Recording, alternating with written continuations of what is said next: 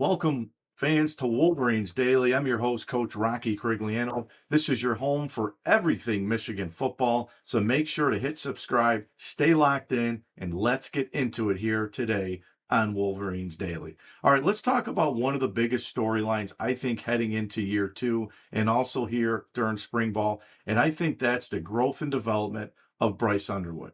If you go back to last year, he was thrown right into the fire. Five-star recruit, number one recruit in the country, comes in, all these expectations, the ceiling was through the roof. And honestly, it was an up and down season for Bryce. It was a roller coaster for him. We saw flashes of greatness. We saw some of the arm talent. We saw the mobility. We saw the playmaking ability. We saw the wow factor at times. And remember, he was young.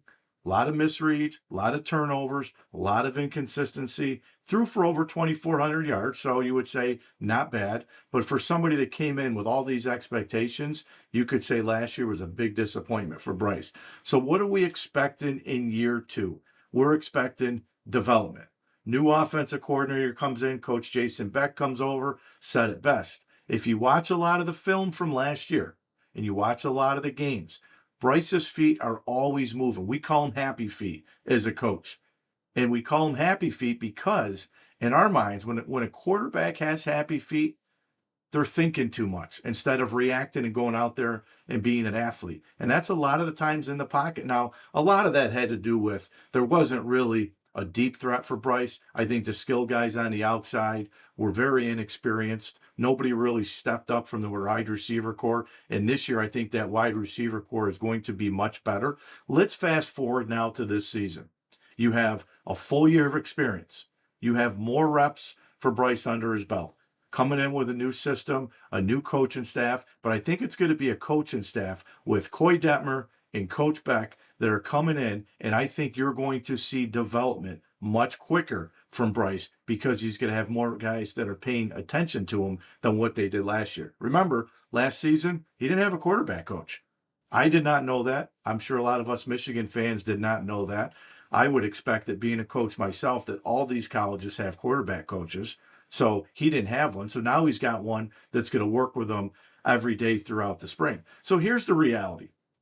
We can't put last year all on Bryce. We got to look at it and say inexperience, a young offensive line, inconsistent receiver play, a lack of depth. And I think that really matters heading into year two. This staff is going to build the offense around his strength, his arm, his mobility, and they're going to create big plays. And I think the passing game downfield, tag along with the strong running game and the experienced offensive line, I think you're going to see this Michigan offense with Bryce Underwood take a huge step forward in year two.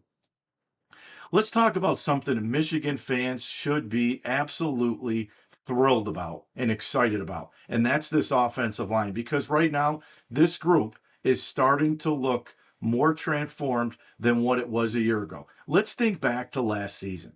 Michigan rolled out 3 redshirt freshmen on the offensive line.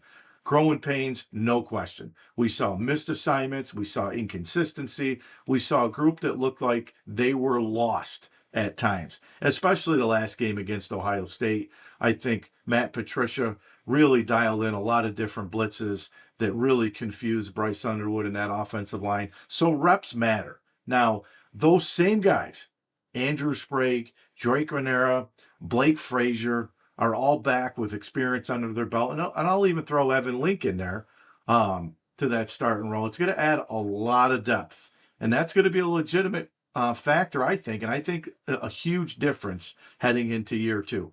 The other deciding factor for me this year with this offensive line, 2 words, Jim Harding. One of the best offensive line coaches in the entire country.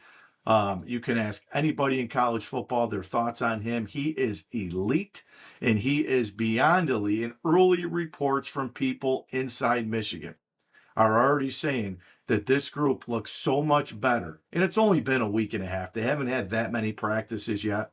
But I think as Michigan fans, we have every reason to be excited. So here's what that means for Michigan. I think you're going to see better protection for Bryce Underwood.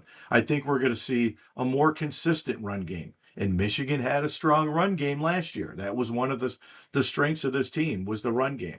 I think you're going to see an offense that's going to control the game up front because Michigan is at best when they're winning the game in the trenches. So I think this offensive line has the huge question mark, but I think there's a lot of positives for this group. I really think that this group can take the next steps, and those next steps, I think, will factor in to a winning season for Michigan and a deep run into the college football playoff. Let's talk about recruiting because Michigan is stacking the talent right now in the secondary. And I said on a prior show, I think the back end of this defense is where Michigan has to improve. The linebacking core this year is going to be completely new. The secondary, there's going to bring some guys back with experience, but I think the young guys are going to have to step up. Michigan football, they picked up a huge commitment. Maxwell Miles is a guy who fits exactly what this staff is looking for on defense. We're talking about a guy 6'2", 190-pound defensive back out of Vegas, and he is a true ball hawk. Here's what jumps out. Last season alone, 6 interceptions, 77 tackles, 10 pass breakups. This is a guy who's not just sitting back in coverage. He's going to be around the football. You're going to see him come up, play a lot of press man at the line of scrimmage. He's going to be able to cover backs out of the backfield. And what makes this even more interesting to me, the last 2 days of recruiting, we've heard and seen Michigan has landed 2 defensive backs in 2 days. So you pair Miles up with 4-star commit Darrell Madison, who had 5 interceptions last year. These two alone, not by accident, it's clearly a recruiting philosophy of Michigan coming in this year. They're prioritizing 3 things: length, physicality, and guys who can take the ball away and create turnovers. Now, Miles had other options too. He had official visits lined up. Multiple programs were interested. But Ann Arbor was able to get him over. And I said this, if you can get these guys on campus, that's the key to taking the next step. If you get these guys to campus, it's your job to lock these guys down and get a commitment. And I think this Michigan 2027 class is really starting to take shape defensively. I think we're building something clear. And if that trend continues, this secondary could be a problem for opposing teams down the road. I want to have some fun today because I want to close this thing out today.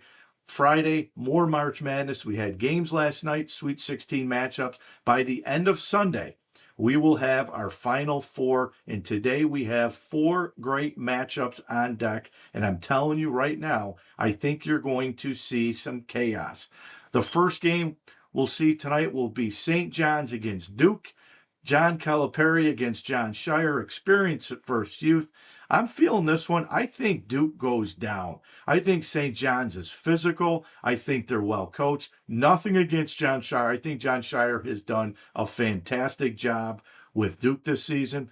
But I think St. John's is playing really well at the right time. I think St. John's pulls off an upset, and I'm going to go with the Johnnies over the Dukies. In game 2 of the night, we'll feature Alabama and Michigan. Michigan's an 8.5-point favorite. To me, I think this one comes down to one thing for me. I think it's the size and physicality of Michigan.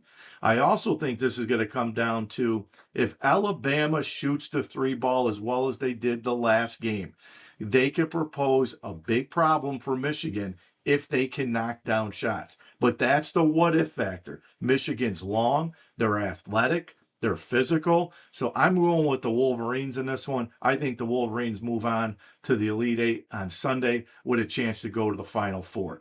Game 3 is going to be one of my favorite games of the weekend. Michigan State against UConn. Izzo against Bobby Hurley's brother, Danny Hurley. This one's going to be an absolute battle up and down. They both get out and run. Michigan State's really good on the glass. Both coaches, old school.